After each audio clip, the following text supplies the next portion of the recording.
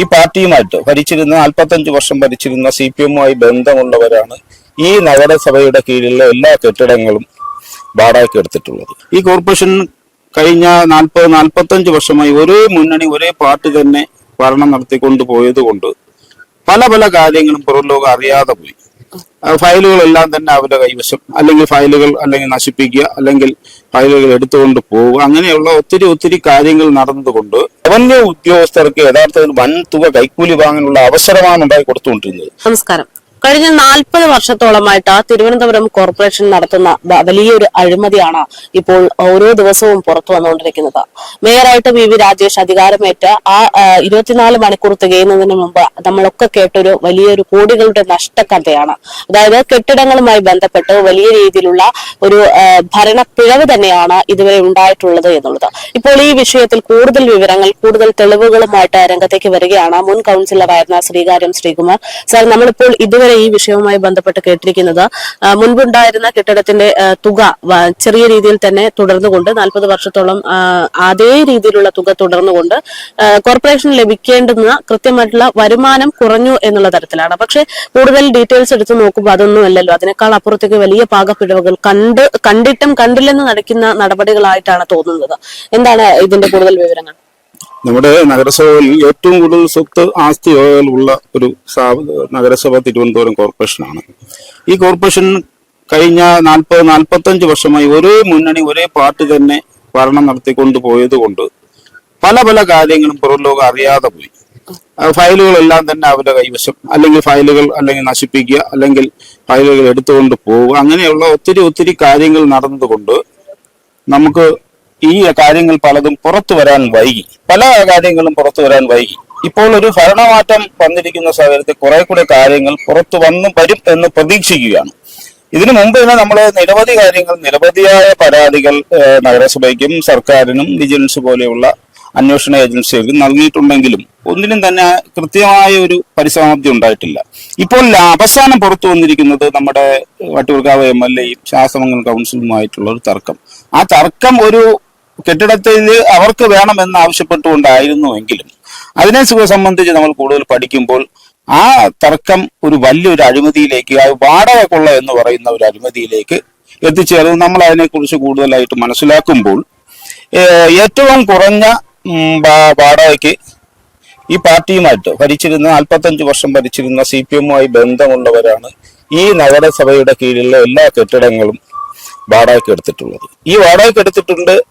ഒരു കെട്ടിടം ഒരു റൂമിന്, അത്യാവശ്യം വലിപ്പമുള്ള റൂമിന് 1000 രൂപയ്ക്കോ 500 രൂപയ്ക്കോ ഒക്കെയാണ് എടുത്തിട്ടുള്ളത്. അത് അവര് മറിച്ച് 25,000 രൂപയ്ക്ക് 50,000 രൂപയ്ക്കും മറിച്ചു കൊടുക്കുകയാണ്. അങ്ങനെ കൊടുക്കാൻ പാടില്ല എന്ന അതിനകത്ത് വ്യവസ്ഥയുണ്ട്. അതുപോലെ തന്നെ ആ കെട്ടിട കാര്യങ്ങളിലൊക്കെ തന്നെ മുനിസിപ്പൽ ആക്ടിൽ ഇതിന് പറയുന്നത് പട്ടികവർഗ വിഭാഗങ്ങൾക്ക് കെട്ടിടങ്ങളാവട്ടെ, റൂമുകളാവട്ടെ, കച്ചവടം നടത്തുന്ന ബങ്കറുകളാവട്ടെ, എവിടെയാണെങ്കിലും അവർക്ക് കൂടി അതിന് നിശ്ചിത ശതമാനം നൽകണമെന്നുണ്ട്. ഞാൻ മനസ്സിലാക്കിയത് തിരുവനന്തപുരം കോർപ്പറേഷനിൽ ഒരു ബങ്കറോ ഒരു കടയോ ഒരു കെട്ടിടമോ പോലും ഈ പട്ടിക വിഭാഗങ്ങൾക്ക് നൽകിയിട്ടില്ല. അത് മുനിസിപ്പൽ ആക്ടിൽ പ്രത്യേകം പറയുന്ന ഒരു ഖണ്ഡിക തന്നെ അതിനകത്തുണ്ട്. അപ്പൊ അതിനെ സംബന്ധിച്ച് ഒരു അന്വേഷണം വേണം.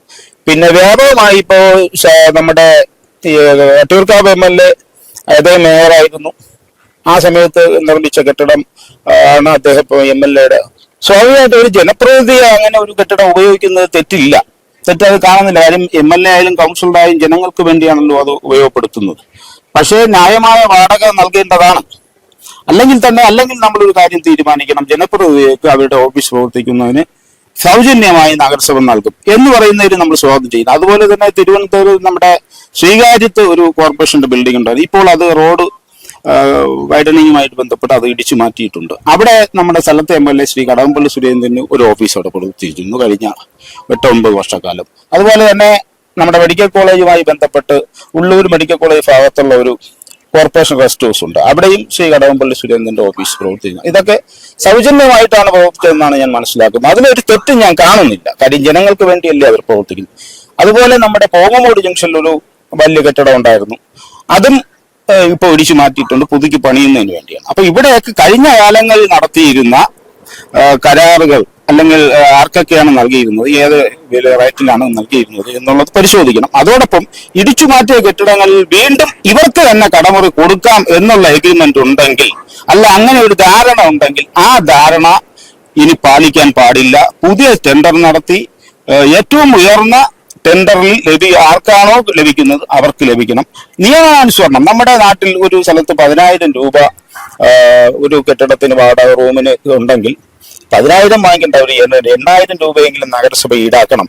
കാര്യം സർക്കാരിന്റെ സ്ഥാപനമാകുമ്പോൾ ജനങ്ങൾക്ക് ഒരു അല്പം കുറവ് കൊടുക്കുക. എന്നാലും ഇത്ര ഭീമമായ നഷ്ടം വരുത്തിക്കൊണ്ട് റവന്യൂ ഉദ്യോഗസ്ഥർക്ക് യഥാർത്ഥത്തിൽ വൻ തുക കൈക്കൂലി വാങ്ങാനുള്ള അവസരമാണ് ഉണ്ടായി കൊടുത്തുകൊണ്ടിരുന്നത്. അപ്പൊ പുതിയ ഭരണസമിതി വന്നപ്പോൾ ഈ ഫയലുകൾ പരിശോധിക്കുമെന്ന് മനസ്സിലാക്കുന്നു. പക്ഷെ ഒരു ഇന്റേണൽ അന്വേഷണം മാത്രം പോരാ എന്നുള്ളതാണ് എന്റെ അഭിപ്രായം. അതുകൊണ്ടാണ് ഞാൻ വിജിലൻസ് ഡയറക്ടർക്ക് പരാതി കൊടുത്തത്. ആ പരാതിയിന്മേൽ കഴിഞ്ഞ ഇത്രയും വർഷക്കാലമായി എത്ര കോടി രൂപ നഗരസഭയ്ക്ക് ഈ തരത്തിൽ നഷ്ടം വന്നിട്ടുണ്ടെന്ന് പരിശോധിക്കണം. ഇത് പരിശോധിച്ചിട്ട് ഈ നഷ്ടം വരുത്താൻ ഇടയായ ഉദ്യോഗസ്ഥർ, മനഃപൂർവ്വം നഷ്ടം വരുത്തി അതിൽ പങ്കുപറ്റുന്ന കുറെ ഉദ്യോഗസ്ഥരുണ്ട്, അവർക്കെതിരെ നടപടി സ്വീകരിക്കണം. അവരിൽ നിന്ന് ഈ പണം ഈടാക്കുന്നതിനുള്ള നടപടി കൂടി സ്വീകരിക്കണം. മറ്റൊരു കാര്യം, ഇത് കെട്ടിടം മാത്രമല്ല, വലിയ തോതിൽ അഴിമതി നടക്കുന്നത് നഗരസഭയുടെ ആസ്തിയായിട്ടുള്ള സ്ഥലങ്ങൾ പാർക്കിങ്ങിന് വേണ്ടി കൊടുക്കുന്നു. മാർക്കറ്റുകൾ നടത്തുന്നു. ഈ മാർക്കറ്റിനുള്ളിലും ഇതുപോലെ തന്നെയാണ്. ഈ മാർക്കറ്റുകൾ ആർക്കൊക്കെയാണ് എങ്ങനെയൊക്കെ കൊടുക്കുന്നു എന്നുള്ളതിനെ കുറിച്ച് ഒരു വ്യക്തമായ രൂപം ഇപ്പോഴും വന്നിട്ടില്ല. അതിനെ സംബന്ധിച്ച് വ്യക്തമായ രൂപം ഉണ്ടാക്കണം. ഈ നാളിതുവരെ നടന്ന അഴിമതിയെ കുറിച്ച് അന്വേഷിക്കണം. ഇനി അഴിമതി ഇല്ലാത്ത, പഴുതില്ലാത്ത രീതിയിൽ ഈ നഗരസഭയുടെ ആസ്തി ബാധ്യതകളുള്ള എല്ലാം തന്നെ പൊതുജനങ്ങൾക്ക് വാടക കൊടുക്കുമ്പോൾ കൃത്യമായ നിയമം പാലിക്കുവാനുള്ള ഒരു നിബന്ധന ഈ പുതിയ ഭരണസമിതി കൊണ്ടുവരണം എന്നുകൂടിയാണ് ഞാൻ അഭ്യർത്ഥിക്കുന്നത്. നമ്മളിപ്പോ ഇതെല്ലാം പറഞ്ഞു വരുന്നത് ശ്രീലേഖയും അതുപോലെ തന്നെ വി കെ പ്രശാന്തും തമ്മിലുള്ള ഒരു തർക്കത്തിനെ കുറിച്ച് അതുമായി ബന്ധപ്പെട്ടിട്ടാണല്ലോ. അപ്പോ വി കെ പ്രശാന്ത് ഇതിലൊരു മറുപടിയായിട്ട് അല്ലെങ്കിൽ ന്യായീകരണമായിട്ട് നൽകുന്നത്, ഞാൻ തിരുവനന്തപുരം കോർപ്പറേഷൻ തീരുമാനിച്ചിട്ടുള്ള വാടകയാണ് കൊടുക്കുന്നത്, അത് കുറഞ്ഞു പോയി എന്നത് എന്റെ തെറ്റല്ലല്ലോ എന്നുള്ളൊരു ചോദ്യം. അങ്ങനെ ചോദിക്കുമ്പോൾ ഈ കഴിഞ്ഞ 40 വർഷമായിട്ട് ഭരിക്കുന്ന അതേ വിഭാഗത്തിന്റെ ഒരാളാണ് ആ ഒരു ചോദ്യം ഉന്നയിച്ചിരിക്കുന്നത്. അത് ഭരണകൂടത്തിന്റെ ഒരു പിഴവായിട്ട് തോന്നുന്നില്ലേ? തീർച്ചയായിട്ടും ഈ 45 വർഷം അല്ലെങ്കിൽ 50 വർഷവും ഈ തരത്തിലാക്കി വെച്ചിരുന്നത് ഇവിടെ ഭരിച്ചിരുന്ന ഇടതുപക്ഷ നഗരസഭ ഭരണാധികാരികളാണ്. ഇപ്പോൾ അതിന് മാറ്റം വന്നിരിക്കുകയാണല്ലോ. അപ്പോൾ അവര് പുതുതായിട്ടുള്ള ഈ കഴിഞ്ഞ കാലങ്ങളിൽ നടത്തിയ തെറ്റുകൾ ആവർത്തിക്കുക. അതാണ് ഞാൻ പറയുന്നത്. റൂമിന് 10,000 രൂപ പൊതു കെട്ടിടങ്ങളിൽ കിട്ടുമെങ്കിൽ നമുക്കൊരു 8,000 രൂപയെങ്കിലും നഗരസഭ കിട്ടും. അല്ലെങ്കിൽ ലേലം വിളിച്ച് ഏറ്റവും കൂടിയ റേറ്റ് എന്താണോ കിട്ടുന്നത്. പക്ഷെ ഈ 10,000 20,000 രൂപ കിട്ടുന്നത് 800 രൂപയ്ക്കും 500 രൂപയ്ക്കോ കൊടുക്കുന്നത് നിയമവിരുദ്ധമാണ്. പക്ഷെ അവർ നിയമത്തിനുള്ളിൽ നിന്നുകൊണ്ട് തന്നെയാണ് ഇതുവരെ അത് ചെയ്തിട്ടുള്ളൂ. മുനിസിപ്പൽ ആക്ടും സർക്കാരിന്റെ നിയമവും ഒക്കെ പാലിച്ചുകൊണ്ട് ഇത് ചെയ്യാൻ പറ്റത്തുള്ളൂ. ഒരു നഗരസഭയ്ക്ക് സ്വന്തം നിലയ്ക്ക് ചെയ്യാൻ പറ്റുമെന്ന് തോന്നുന്നില്ല. ആവശ്യമായ നിയമ പരിഷ്കാരം നടത്തണം. അത് ഗവൺമെന്റിന്റെ ഭാഗത്തു നിന്നായാലും മുനിസിപ്പൽ ആക്ടിൽ മാറ്റം വരുത്തണമെങ്കിൽ അങ്ങനെ ചെയ്യണം.